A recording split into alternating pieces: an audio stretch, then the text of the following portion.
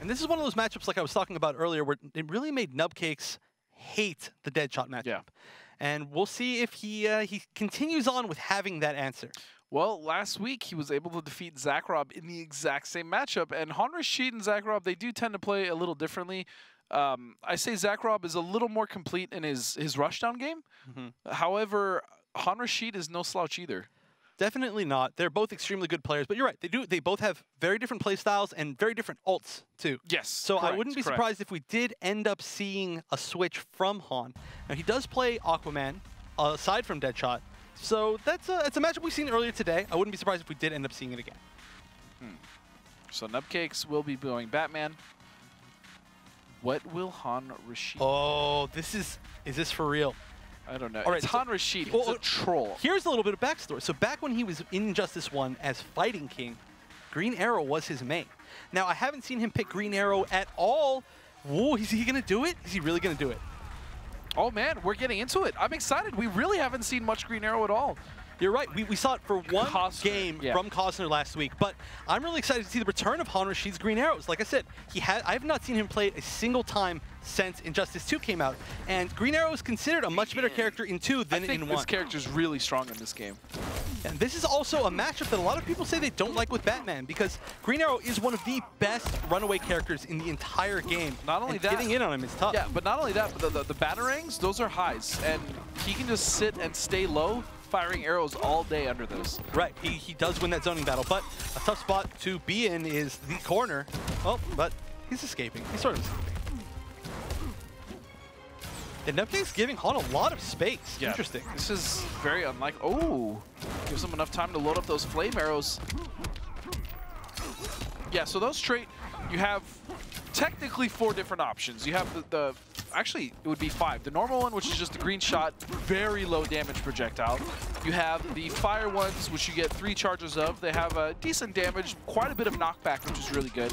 You have the flame, or excuse me, the ice one, which you get you 1 charge and it freezes and leaves you open for a combo. You also have the electric ones, which are new, and that will leave you They will leave you floaty. Actually, I don't think they're new. What's new is the boxing glove. That's what I was thinking about. Right. And the electric arrows, the interesting thing about them is, A, they leave you floaty if you juggle with them. So they allow you to get some juggles that you normally couldn't get. And they move extremely fast. They move a little bit faster than normal arrows. Plus, there are certain angles. So say you jump and you do a downwards projectile, right? It goes, say, at a 45-degree angle. Sure. Well, if you have an electric arrow, it goes almost full screen. So it allows you to get a different type of zoning from full screen that the other ones wouldn't give you. Gotcha. It also applies to shooting arrows angled upwards into the air. Yeah. It's just a further angle towards the screen. Yeah, and then the boxing glove is just a behemoth of a projectile. There's a lot. I think it's like 170 damage for 1 projectile. It is just, it's crazy. I think it's more. I think it's over 200. Is it? Yeah. It might be. I just know it's over 170. I do believe that it is within the top 2 meter burn projectile damage in the game, along with Black Adam's lightning, meter burn lightning. Yeah, it's funny too because it's literally a boxing glove. He just pulls it out, and that is when you meter burn his trait. Yeah, and it's really cool because you can pull out an arrow, turn it into the boxing glove arrow, and then put it away and use it instantly the next time. Yeah, well, also one of the only reasons that the stand switch button is used in the game is it actually puts away the arrows that you have out. That's also true. All right, so it looks like Han's going back to his main, going back to Deadshot. He was playing a pretty good zoning game that last time, but I think he wants to go more full-out zoning. But it shows you a lot, the fact that he didn't go Deadshot to begin with. That means he's in some way afraid of Nubcakes. Or respecting Nubcakes' ability to fight that shot. Yeah, exactly. I love Han's usage of down 1 to make it look like he's shooting a bullet, because it technically is a bullet. I haven't seen other Deadshots really do that either. Yeah, even the sound of it. Yeah. It's the same exact sound as shooting a straight bullet. Ooh, and there we go. The scary thing about Deadshot, as soon as you get in on him, he can mix you up 50-50. One, which is a low, or is he gonna do the overhead first? Let me tell you the absolute most dirtiest thing, all right, is you do back 1 into the low rifle gunshot. because everybody wants to block the overhead, Yeah. and even on block you can meter burn it and push them back. Why are you helping Deadshot? And do you know that it actually combos on hits? It's pretty good. All right, so this is where Nubcakes wants to be. He needs to take up an entire life bar to even it up. He needs to just basically never let Han out of the corner. And that is something that is definitely feasible, except for this is not the first time that we've seen Nubcakes jump himself into the corner. Yeah. I think that is a huge mistake when you have a life deficit and you need to keep somebody in that corner. I agree. I don't know if he's so desperate to just try to get a mix, but it's just not worth it. We saw it fail against Rewind. And we've seen it not work that well here. I mean, he eventually got back in, but again, jumping himself in the corner, if that's blocked, which it was. In that situation, he actually opened him up a different way, but the initial jump, the cross-up was blocked. Right. And then on top of that, now, since he did open him up from the corner, he had to use a different combo that actually costed him a little bit more meter to put and also did less damage back in the corner. Yeah, well, that's the thing. It did less damage, so he actually had to use meter to make it enough damage. And that is something that he wants to hold on to. He needs meter for so many different things. And now, look at no meter. Even if he wants to clash, he needs that meter to get in. He needs that meter to keep the pressure going. But instead, he's trying to get it on Deadshot with nothing. No resources. Yeah, that sucks. Meter burning, rifle shot. The only real chip tool in Deadshot's arsenal, and it's working because he's mixing it up with regular straight shots. But wait a second, opened up. Forward 3, corner position now, and he does it again! No. And now look, they're back to mid-screen. No matter what happens, he can only put him so far in the corner, and now it won't even matter. Should have used the background bounce in the middle. Oh, the throw! Oh. They both throw on each other! Oh. What was that? Whiff throw into whiff throw into not whiff throw. And that means that Han is going to make that. Again, so much of this loss, in my opinion, was Nubs putting himself in the corner. I agree 100%, and it's upsetting because those are kind of poor decisions from a really good player. Yeah, now, Batman, he's got really good mix-ups, especially with how his jump 2 works in this game, but he is more of a sustained pressure character. And his idea is to get you in pressure, keep you in pressure, and then take advantage of any time that you try to get out. Now, putting yourself in the corner is obviously the opposite of that playstyle, because that means pressure, that they can suddenly walk back, they can push block. Don't get me wrong, I get the idea, right? But it's failed multiple times tonight against different people. Yeah, and it actually hasn't worked, I don't think, at all. So I'm just going to go ahead and say he should probably not do it anymore. And again, he's starting out with a bit of a deficit. You know, we saw him take it really close, even though he had an entire life bar to try and bring back that last game. So I think he's okay taking some damage, trying to get in on Deadshot, as long as he gets to him without losing too much life. Oh, that was a hard to block. And I don't know, these are some weird conversions. Yeah, he's dropping a lot of stuff, but he's getting a lot of weird openings because of it, because it's so very awkward.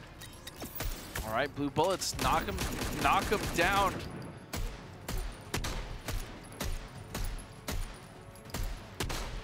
Oh, and he just gets caught by the very last blue bullet. If he had been hit by the next bullet after that, he would have been okay, but instead he had to make it all the way back in. And again, really good checks by Rashid.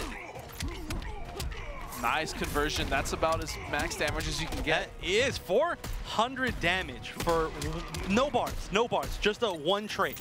And that was one of the comments I was talking about earlier, where you need just to have one trait, correct. Otherwise it doesn't work. All right, so now, once again, he has beautiful jump back 1, but then he jumps into the corner! Oh, no! Nubcakes, please! And yeah, there's the other issue about putting yourself in the corner. Not only is it going to give Deadshot more space, but it's going to give Deadshot the option to run down. This is where he does the most damage. He can almost kill Nubcakes with this combo. And look at, there was a lot of damage over time after that. He didn't have, actually he couldn't because he didn't have meter, but the fact that he got so much damage from Nubcakes putting himself in the corner, I really don't think we need to say it anymore. No, I mean, it's Nubcakes making mistakes like that. Again, backflipping into him. Oh, like, once again, I get it. His jump hit is so good, sure, but I don't know, man. I don't know. That was interesting. He actually managed to jump forward before the round ends, so he moved forward a little bit more. Oh, and that is a good interactable to use. Very good stage presence knowledge of from Rashid. That is a really, really good get out of the corner interactable. And that's gonna. Whoa. Ooh, what a good read! Extremely good. Rashid now up 2-1 against Senior Nubcakes. And honestly, if Nubcakes just didn't give away quite so much, I think he would be doing fine. He would probably be winning, honestly. But he's giving so he's doing all this fighting, jockeying for position. He finally gets it, and then he throws it away. Yeah, and for a mix-up that has literally not worked a single time. But we might see a switch. No, it doesn't look like we are going to see a switch. So somebody accidentally just pick Red Hood. Still waiting for somebody to just take the auto DQ and just give us one game. You know with Red what? Hood. Maybe in grand finals it might even be worth it, especially if you're sitting pretty on points. You know what? Screw it. I'm playing Red Hood. Yeah. Just I'm losing anyway. You can't tell me how to live my life. No, but this is a big deal because Han really wants to keep. This is actually the top. Both of these players are within the top 3 points right now. They are, yeah. And this is going to give him a huge boost even past that. Now, Rewind, even if he wins this week, he's still going to be pretty far behind because he didn't enter the first week. The most he's going to get is 100. So, and they, again, like you said, it's going to still put him behind both Han Rashid and Nubcakes. Right, and at this point, both of these players are guaranteed. Check. So, Han is guaranteed at least to be at 150 points. Nubcakes is guaranteed to be at least at 100. So even if Rewind wins, at the very best, he'll be tied for third. Yeah. Right. Which, I mean, is still... tied for second. Sorry. Yeah. Which is still putting him in the top 4.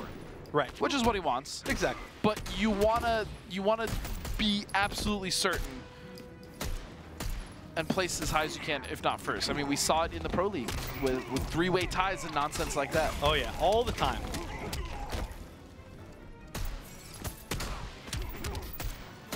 Ooh, nice. Gets the full screen combo. Takes that time to set up trait. Doesn't even use it. Just takes some free chip with the low gunshots. Nubcakes, he's going to have to make a huge comeback here. Getting clipped by some shots is not a good option, but, I mean, sometimes you just I almost feel like Nubcakes has given up. He's just getting impatient. He's just dashing forward constantly. This is not the patient Nubcakes we saw earlier. Yeah, he has definitely lost a little bit of his composure, but sometimes, I mean, when you have such a huge life deficit, you really just got to take risks. At this point, there's nothing he can do but take risks. Oh, wow. Is that gonna kill? Yeah. That will. So that means that Han Rashid taking it 3-1 against Nubcakes. He's going to move on to rematch Rewind in Grand Finals. Which, if you missed the very beginning of our broadcast, was a blow-up. It honestly was. But, you know, Han, I want to see him try a different character, or maybe the fact that he's been winning through losers has given him a bit of a perspective. Well, or just like a momentum that he can carry. Sure. Either, both of them. Gives him a morale boost. Gives him anything. Give him a new idea on how to play. We're still in the early phases of the game. We could definitely see people advancing their game mid-tournament. I've seen it before. Oh yeah, absolutely. It's not uncommon. So there it is. Nubcakes falling, getting a very respectable 3rd place